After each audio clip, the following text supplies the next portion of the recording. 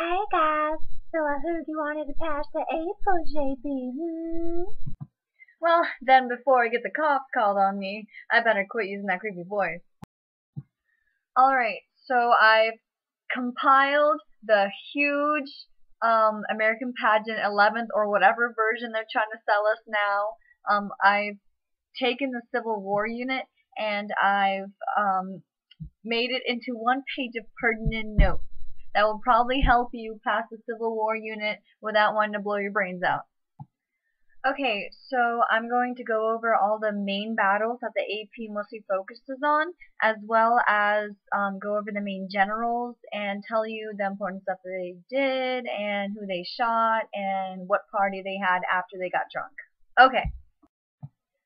Okay, so first of all, it would be nice to know what caused this huge fight. Because it's like a brother-sister fight, but it's not like, hey, you took the last green Jolly Rancher and I'm going to beat you up. It's like, no, I'm going to take this bayonet and I'm going to shoot you in the face while singing Yankee Doodle Dandy. Alright, so throughout the 19th century, we have a lot of problems. We have Jefferson putting an embargo act, which is supposed to help us become awesome and make Britain and France bow down, but really, we just die economically.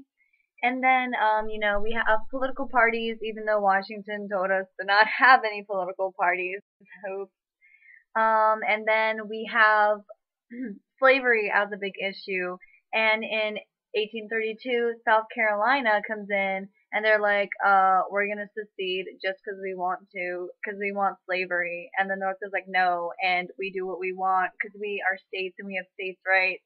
And that causes a big ordeal, which eventually leads up to the whole cause of the Civil War being that the North wants to not have slavery and the South does, because the South is all agricultural, and while the North is being all rich, making their little fancy boats and little shops over there, the South is broke AF, okay? Okay, so the war begins in 1861 and it lasts 4 years until 65. And the president presiding over the war is Abraham Lincoln. Now, Abraham Lincoln is against slavery, but he can't use that as an excuse to promulgate the war, because there are a lot of people in the North who aren't willing to risk their lives just for slavery. They're not going to die just because half the country wants slavery and the other doesn't. So the main propeller for the war is the Mystic Bonds of Union, where we fought so hard against Britain and we've already put so much effort and we're one as people, so we need to preserve the Union. Okay, so supporters of the North are the Unionists and people of the South are Confederates. And the Confederate capital is in Richmond, Virginia. So basically, when we take that capital, we'll win the war. At first, it was believed that the war would only take about 3 months, because the South was like, oh, they're not going to really attack us. And the North was like, oh, they're just being little brats. They'll be back in no time. So the first battle starts out at the Battle of Sumter, which is at the port of Charleston in South Carolina. And it's on April 12th of 1861. So we got our peeps, the Unionists and the Confederates at Fort Sumter, polishing their bayonets, getting ready to look all cool and snazzy. But eventually the Unionists called for supplies or food or something. And what happens is that when the people go to give the supplies, the Confederates are like, yo, we are about to get shot. And so this guy named Beauregard fires the first shot. And they be having shots everywhere for the next 36 hours, literally, and miraculously nobody dies. But the Unionists retreat, and the Confederates have their first win. So next is the first real battle, which is the Battle of Bull Run, or Manassas, as the Confederates called it. And it was on July 16th of 1861. So the Union is led by General McDowell, and the Confederates by Johnston. So the Unionists are being all snazzy and winning, and we're moving the Confederate forces back. But, like Battle of Bulge in World War, what happens is that reinforcements come in, and this awesome guy, which is very important, named Thomas Jackson, he pushes the Unionists back, and in the end, the Unionists lose. even though they were ahead. Now, Thomas Jackson over here earns his nickname Stonewall Jackson, and that question likes to be asked a lot.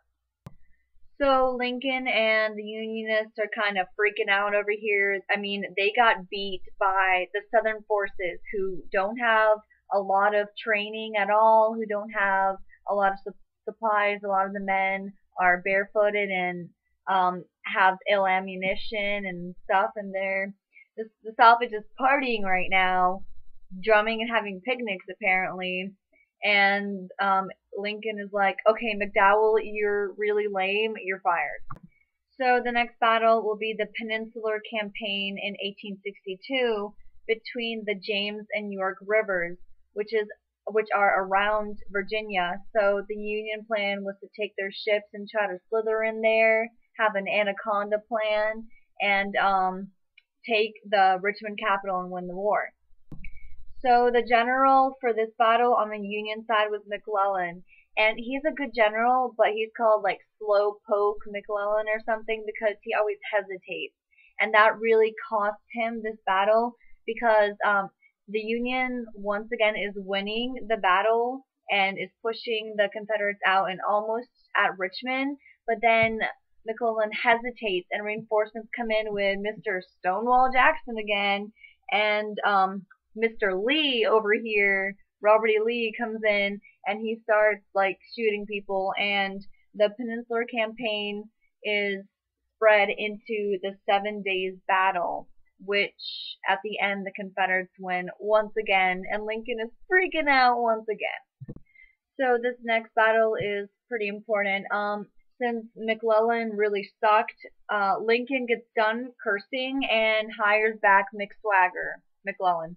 And McClellan's army is called the Army of the Potomac, Potomac, and he goes against Robert E. Lee's forces in Sharpsburg, Maryland in September of 1862. So this battle drags out, and it is known as the bloodiest battle in American military history.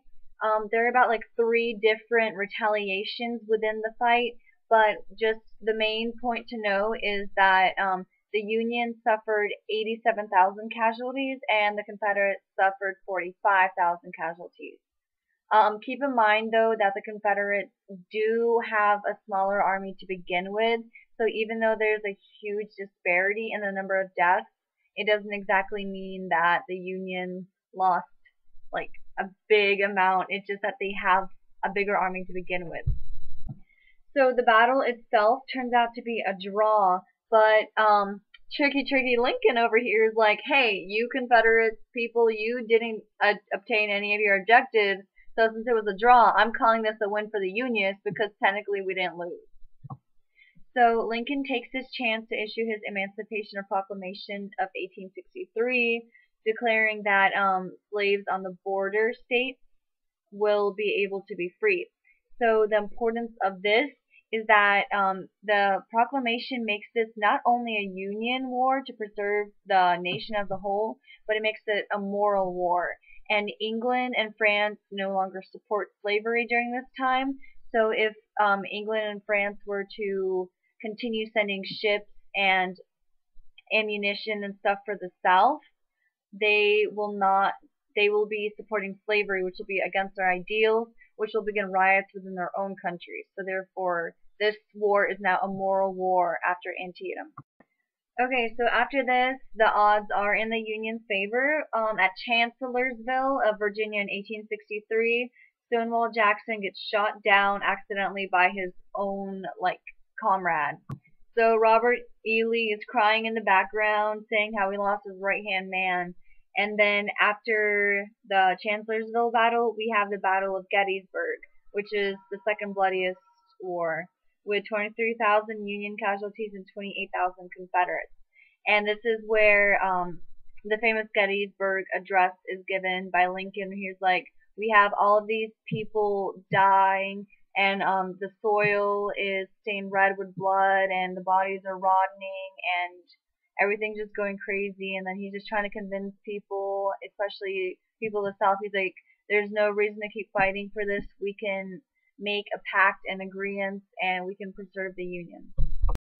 So with Stonewall Jackson gone and Robert E. Lee crying in the background and France and England no longer being able to supply the South, April 9th of 1865, Lee and Grant, Ulysses Grant, meet at the Appomattox courthouse and the Confederates surrender.